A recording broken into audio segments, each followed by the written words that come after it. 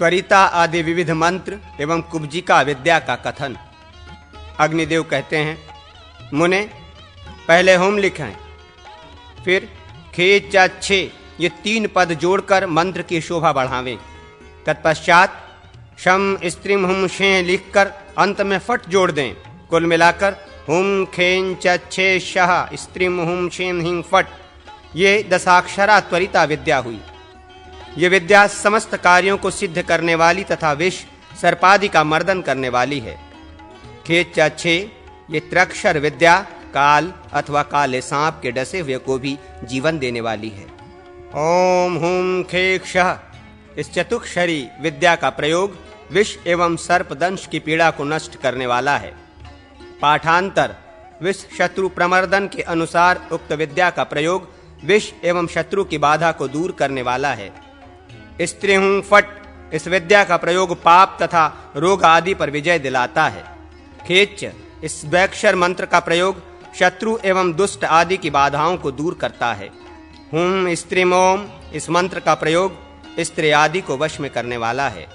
खे स्त्रीम खे इस मंत्र का प्रयोग काल सर्प द्वारा डसे गए मनुष्य के जीवन की रक्षा करता है तथा शत्रुओं पर विजय दिलाता है।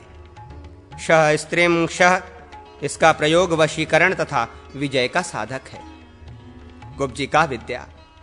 ह्रीं ह्रीं श्रीं हस खप्रे हसो ओम नमो भगवती हस खप्रे कुब्जिके हर्षनु हर्षनु अघोरे अघोरे अघोर मुखी श्राम शिम किणि किणि किणि विच्चय हसो हस खप्रे श्री हिंहे। ये श्रीमती कुब्जिका विद्या का सब कार्यों को सिद्ध करने वाली मानी गई है।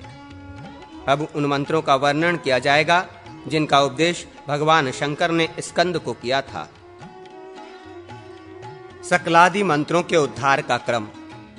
भगवान शिव कहते हैं, स्कंद सकल निष्कल शून्य कलाढ़ समलंकृत क्षपण क्षय अंतःस्थ कंठोष्ठ तथा 8वां शिव, ये प्रासाद परासंज्ञक मंत्र के 8 स्वरूप माने गए हैं। कलाढ़ सकल के और शून्य निष्कल के अंतर्गत हैं। ये शब्दमय मंत्र साक्षात सदा शिव रूप हैं। इसके जप से संपूर्ण सिद्धियों की प्राप्ति होती है। अमृत अंशुमान इंद्र ईश्वर उग्र उहक एकपाद एल ओज अवशद अंशुमान और वशी, ये क्रमशः आकार आदि 12 स्वरों के वाचक हैं। यथा अ आ ई उ ऊ ए ओ औ अम आहा तथा आगे जो शब्द दिए जा रहे हैं ये ककार आदि अक्षरों के सूचक हैं। कामदेव शिखंडी गणेश काल शंकर एक नेत्र द्विनेत्र त्रिशिक दीर्घबाहु एकपाद अर्धचंद्र वलय योगिनी प्रिय शक्तीश्वर महाग्रंथि तर्पक स्थाणु दंतुर निधेश नंदी पद्म शाकिनी प्रिय मुखबिंब भीषण कृतांत यम प्राण तेजस्वी शक्र उदधि श्रीकंठ सिंह शशांक विश्वरूप तथा नारसिंह श। विश्वरूप अर्थात हकार को 12 मात्राओं से युक्त करके लिखें। इस प्रकार ये 12 बीज होते हैं जो अंगन्यास एवं करन्यास के उपयोग में आते हैं। विश्वरूप ह को अंशुमान अनुस्वार तथा ओज ओकार से युक्त करके रखा जाए, उसमें शशि बीज स का योग न किया जाए तो होम ये प्रथम बीज उद्धृत होता है जो ईशान से संबद्ध है। उपर्युक्त 12 बीजों में 5 हरस्व युक्त बीज माने जाते हैं और 6 दीर्घ बीज। पहली और 11वीं मात्रा में एक हिम हम बीज बनता है। हम हिम हुम हेंग होम ये 5 हरस्व युक्त बीज हैं तथा शेष दीर्घ युक्त। हरस्व बीजों में विलोम गणना से होम प्रथम है, शेष क्रमशः तृतीय पंचम सप्तम और नवम कहे गए हैं। द्वितीय आदि दीर्घ हैं, तृतीय बीज हैं हेम, ये तत्व पुरुष संबंधी बीज हैं, ऐसा जानो।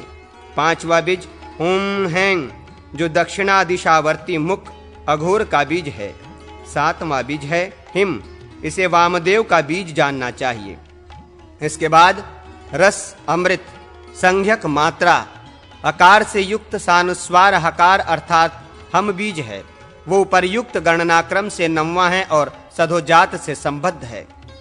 इस प्रकार उक्त 5 बीजों से युक्त ईशान आदि मुखों को ब्रह्म पंचक कहा गया है। इसके आदि में प्रणव तथा अंत में नमः जोड़ दें। ईशान आदि नामों को चतुरंत प्रयोग करें तो सभी उसके लिए पूजोपयुक्त मंत्र हो जाते हैं। यथा ओम होम ईशानाय नमः इत्यादि। इसी प्रकार ओम हम सधोजाताय नमः, ये सधोजात देवता का मंत्र है। द्वितीय चतुर्थ आदि मात्राएं दीर्घ हैं, अतः इनका हृदयादि अंगों में न्यास किया जाता है। द्वितीय बीज को बोलकर हृदय और अंग मंत्र नमः बोलकर हृदय में न्यास करें। यथा ओम हृदयाय नमः हृदय। चतुर्थ बीज शिरोमंत्र हैं, जो हकार में ईश्वर तथा अंशुमान जोड़ने से संपन्न होता है। यथा रिंग शीर से स्वाहा, शिरसी विश्वरूप में उहक ओम तथा अनुस्वार जोड़ने पर छठा बीज हुम बनता है। उसे शिखा मंत्र जानना चाहिए। यथा हुम शिखाय वषट, शिखायाम हुम अर्थात कवच का मंत्र 8वां बीज है। यथा है कवचाय हुम बाहुमूलयो, 10वां बीज होम नेत्र मंत्र कहा गया है। यथा होम नेत्रत्रयाय वौषट नेत्रयोः, अस्त्र मंत्र वशी विसर्ग युक्त है। शिखिध्वज इसे शिव संज्ञक माना गया है। यथा हम अस्त्राय फट, इससे चारों ओर तर्जनी और अंगुष्ठ द्वारा ताली बजाएं। हृदयादि अंगों की 6 जातियां क्रमशः इस प्रकार हैं। नमः स्वाहा वषट हुम वौषट तथा फट। अब मैं प्रासाद मंत्र बतलाता हूँ। हिंग होम हुं, ये प्रासाद मंत्र के 3 बीज हैं। इसे कुटिल संज्ञा दी गई है। इस प्रकार ये प्रासाद मंत्र समस्त कार्यों को सिद्ध करने वाला है। हृदय शिखा आदि बीजों को पूर्वोक्त रीति से उद्धार करके फटकार पर्यंत सब अंगों का न्यास करना चाहिए। अर्धचंद्राकार आसन दें। भगवान पशुपति काम पूरक देवता हैं तथा सर्पों से विभूषित हैं। इस प्रकार ध्यान करके महापशुपतास्त्र मंत्र का जप करें। यह समस्त शत्रुओं का मर्दन करने वाला है। यह सकल कला सहित प्रासाद मंत्र का वर्णन किया गया। अब निष्कल मंत्र कहा जाता है। औषध औ विश्वरूप ह, 11वीं मात्रा सूर्यमंडल अनुस्वार, इनसे युक्त अर्धचंद्र अनुनासिक एवं नाद से युक्त जो होम मंत्र है, ये निष्कल प्रासाद मंत्र है। इसे संज्ञा विहीन कुटिल भी कहते हैं। निष्कल प्रासाद मंत्र भोग और मोक्ष प्रदान करने वाला है।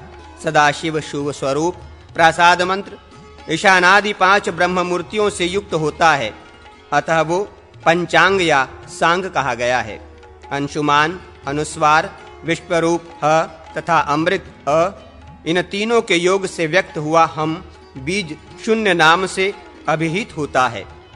ये हिम हुम हें होम इन सब का उपलक्षण है। ईशान आदि ब्रह्मात्मक अंगों मुखों से रहित होने पर ही उसकी शून्य संज्ञा होती है। ईशानादि मूर्तियां इन बीजों के अमृत तरु हैं। इनका पूजन समस्त विघ्नों का नाश करने वाला है। अंशुमान अनुस्वार युक्त विश्वरूप हम यदि उहक ऊ के ऊपर अधिष्ठित हो तो वो हुम बीज कलाढ़ कहा गया है। वो सकल के ही अंतर्गत है। सकल के ही पूजन और अंगन्यास आदि सदा होते हैं। इसी तरह जो शून्य कहा गया है वो निष्कल के ही अंतर्गत है। नरसिंह यमराज के ऊपर बैठे हों अर्थात शकार मकार के ऊपर चढ़ा हो, साथ ही तेजस्वी र तथा प्राण य का भी योग हो, फिर ऊपर अंशुमान अनुस्वार हो तथा नीचे उहक दीर्घ उकार हो तो श्रोम्भु ये बीज उद्धृत होता है। इसकी समअलंकृत संज्ञा है। ये ऊपर और नीचे भी मात्रा से अलंकृत होने के कारण सम अलंकृत कहा गया है। ये भी प्रासाद पर नामक मंत्र का एक भेद है। चंद्रार्धाकार बिंदु और नाद से युक्त ब्रह्मा एवं विष्णु के नामों से विभूषित क्रमशः उदधि व और नरसिंह श को 12 मात्राओं से भेदित करें।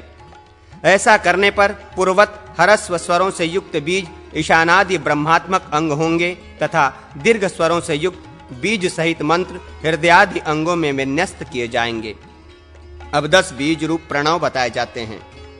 ओज को अनुस्वार से युक्त करके ओम इस प्रथम वर्ण का उद्धार करें। अंशुमान और अंशु का योग आम ये नायक स्वरूप द्वितीय वर्ण है। अंशुमान और ईश्वर ईं ये तृतीय वर्ण है जो मुक्ति प्रदान करने वाला है। अंशु अनुस्वार से आक्रांत उहक अर्थात ओम ये चतुर्थ वर्ण है। सानुस्वार वरुण व प्राण य और तेजस र अर्थात यूम इसे पंचम बीजाक्षर बताया गया है। तत्पश्चात सानुस्वार कृतांत मकार अर्थात मम ये षष्ठ बीज है। सानुस्वार उदक और प्राणव्यम सप्तम बीज के रूप में उद्धृत हुआ है।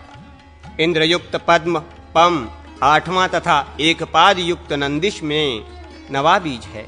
अंत में प्रथम बीज ओम का ही उल्लेख किया जाता है। इस प्रकार जो 10 बीजात्मक मंत्र हैं इसे छपण कहा गया है। इसका पहला, तीसरा, पांचवा, सातवां तथा नवा बीज क्रमशः ईशान, तत्पुरुष, अघोर, वामदेव और सधोजात स्वरूप है। द्वितीय आदि बीज हृदयादि अंगन्यास में उपयुक्त होते हैं। 10 प्रणवात्मक बीजों के एक साथ उच्चारण पूर्वक अस्त्राय फट बोलकर अस्त्रन्यास करें। ईशानादि मूर्तियों के अंत में नमः जोड़कर ही बोलना चाहिए, अन्यथा नहीं। द्वितीय बीज से लेकर नवम बीज तक के जो 8 बीज हैं वे 8 विद्वेश्वर रूप हैं। उनके नाम ये हैं: अंतनेश, सूक्ष्म, शिवोत्तम, एक मूर्ति, एक रूप, त्रिमूर्ति, श्रीकंठ तथा शिखंडी, ये 8 विद्वेश्वर कहे गए हैं। शिखंडी से लेकर अंतनेश पर्यंत विलोम क्रम से बीज मंत्रों का संबंध जोड़ना चाहिए। यही प्रासाद मंत्र का क्षय नामक भेद है। इस तरह यहाँ मूर्ति विद्या बतलाई गई।